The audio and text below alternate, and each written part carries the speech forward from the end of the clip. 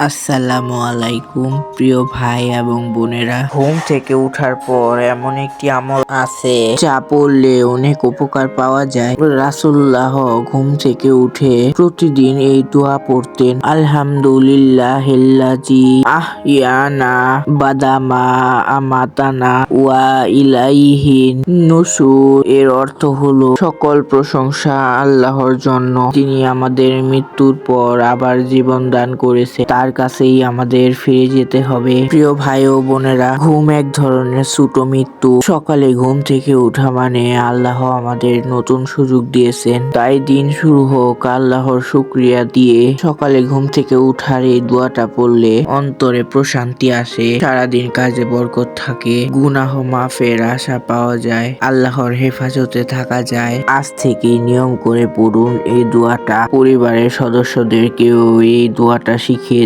দেন। ভিডিওটা আপনাদের ভালো লাগলে লাইক দিয়ে কমেন্টে লেখেন আলহামদুলিল্লাহ। এমন ইসলামিক ভিডিও পেতে চ্যানেলটা সাবস্ক্রাইব করেন। ফেসবুক থেকে ভিডিওটা দেখলে ফলো দিতে ভুলবেন না। ভিডিওটা বেশি বেশি শেয়ার করে বন্ধুদের দেখার সুযোগ করে দিন।